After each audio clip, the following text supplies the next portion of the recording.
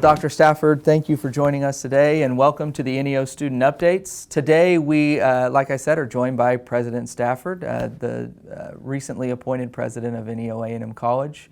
And what we're going to do is just kind of break down what the fall semester might look like and kind of welcome students back to campus. Give us an overview of kind of what fall is going to look like and what students can expect when they come back to campus. Wow, it's great to be here. Good to see you, Jordan. It's fall semester's right up on us right now. We're looking forward to students coming in this weekend.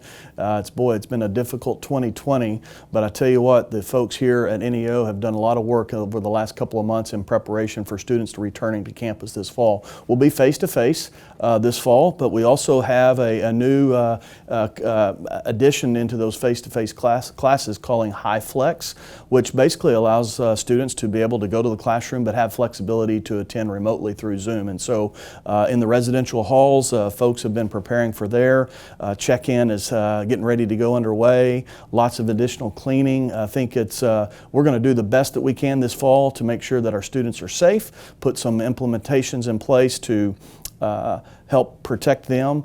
We want students to be here face-to-face. They've chosen NEO for the NEO experience, and we're excited about that. And so one thing that if people haven't met you before, you've been on the job since January of 2020.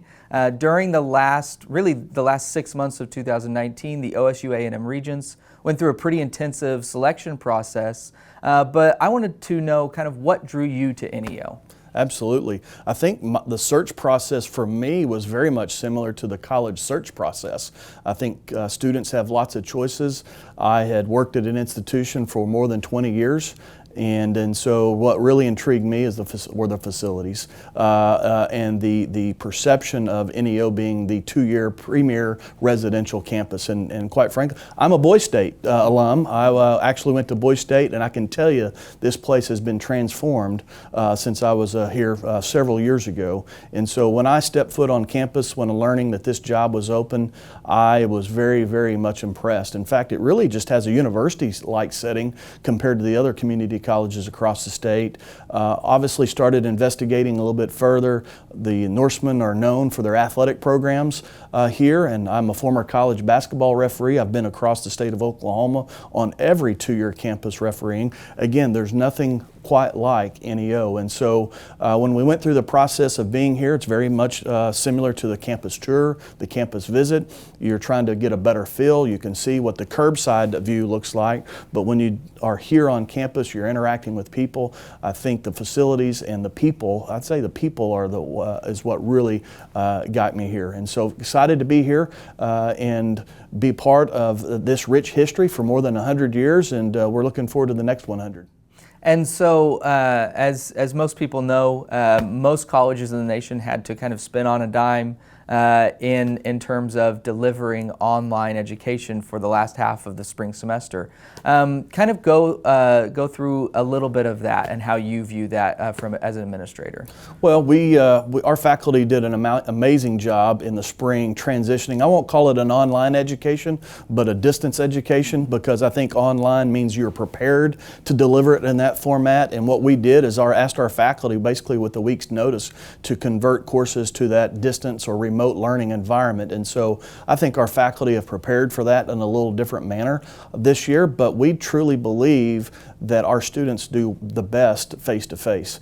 We know the niche, the population that we serve, first generation, a lot of first generation students on this campus, and we want to help them navigate through their higher education experience, and I think we do that best face-to-face. Now, as we previously mentioned, we're prepared to be able to provide that in a remote environment from the get-go, and then of course as we deal with COVID for the upcoming fall semester, we have those capabilities in place, much more prepared and planned than we did in the fall semester. But I quite frankly think that community colleges across the country, we are trying to create access for underserved populations, and I think that's what we do best, is help those people here navigate through that process, get them prepared for whether it be a workforce program or whether we prepare them to transfer on to a university environment. But quite frankly, this is a university environment, but it's at a community college affordable price. Yeah.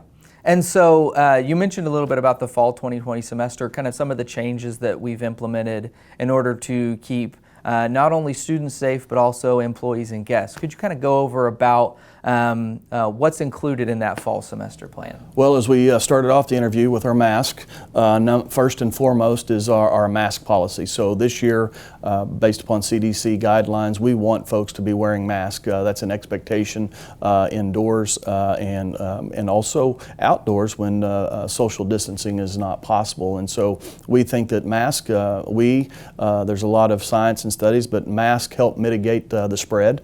And so we believe that that's an appropriate effort going forward. As it relates to on-campus cleaning, will be intensified this upcoming year as we deal with COVID. So I feel good about our cleaning crews, equipping them to be more routine in nature. Seeing them, I think we'll see them a lot on campus throughout the days.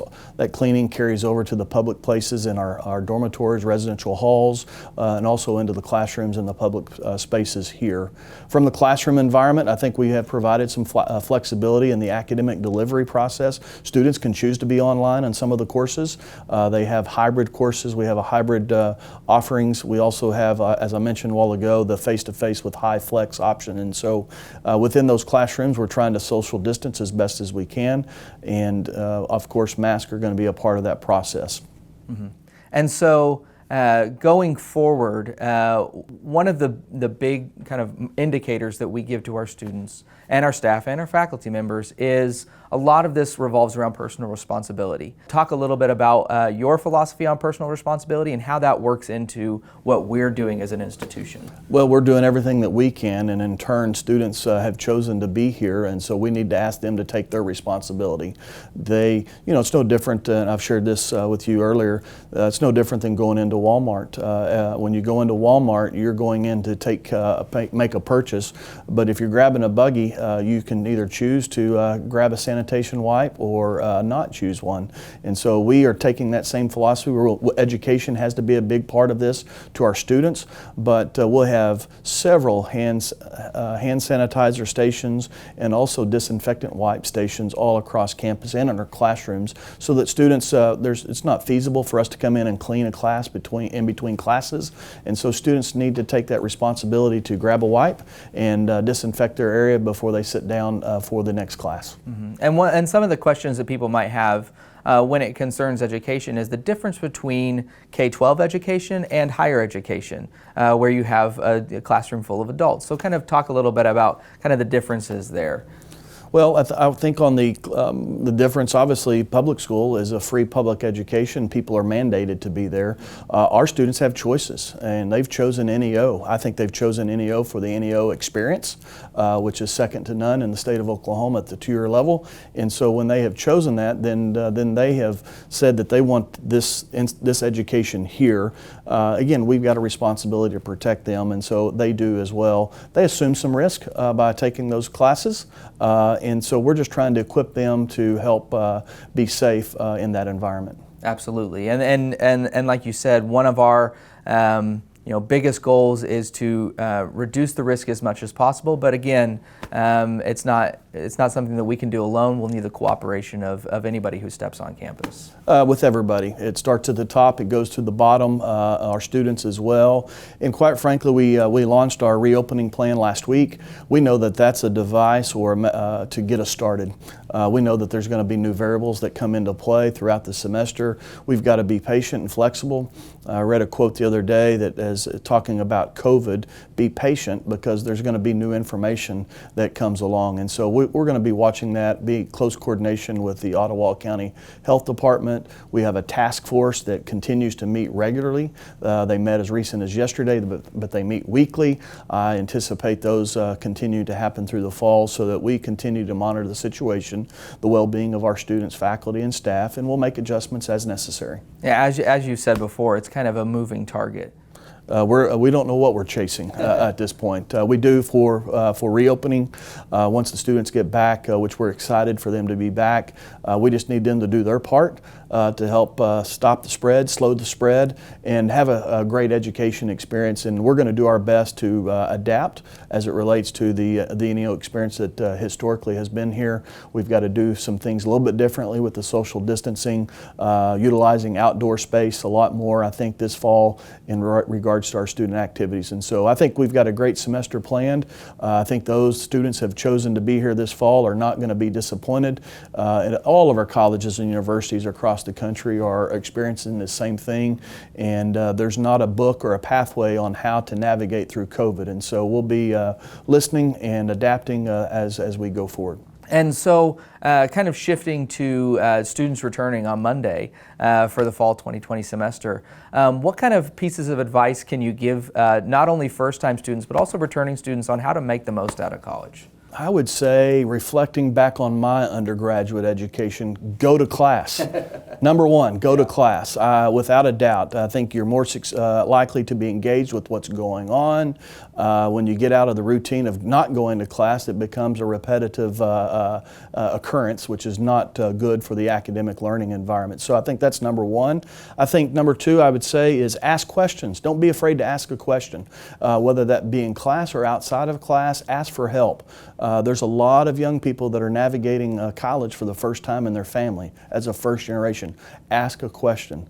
I promise you, if somebody asks me the question and I don't know the answer to, I'm going to walk them to where they need to get that answer, that question answered. And so I would say that's a big part of it. I would say a third tip I would say is study. You can't go to class and not study. I really believe the difference, a difference between an A and a B is a couple hours of studying. Maybe an hour a week more of studying is the difference between an A and a B. And so I think studying is a big part of it. I would say another tip for success this fall has to be wear a mask. We don't want you in our classrooms without wearing a mask. And that's not only for your benefit, but it's for the benefit of others. And so that's going to be a big part of the reopening plan, is expecting our students to have masks on in class. If you don't have a mask, by the way, we're going to provide one for every student this fall. So here's our NEO mask. All of our students and staff are equipped with those. If you're going through Camp Row, they'll get one there. And then there's a plan to distribute those to others as well. So wear a mask is a big part of being successful, because if you don't wear a mask, you're not in the classroom and you'll have to do the remote. The last one, go to class. I think you got to go to class. Number one, it starts with going to class, getting yourself up, being disciplined, a lot of new experiences. Kids grow up in an environment where they're told to do stuff. This is their first opportunity to have self-responsibility as it relates to getting up and self-discipline. So go to class. And so if I can say it again, go to class is the number one thing for students to be successful this fall at NEO. Absolutely. And is there anything else you want to make sure that the campus community knows? Well, we're working. We're going to continue to work to make sure that our students are safe, our faculty and students are safe, and we're looking forward to seeing these students back on campus. It's been since March the 13th that we've really had students on this campus, so we're looking forward to it. We're going to do the best that we can. Outstanding. Thank you, Dr. Stafford, and thank you all for joining us today on the NEO Student Updates. Make sure to join us next week when we discuss another important topic, and we'll see you then. Thank you.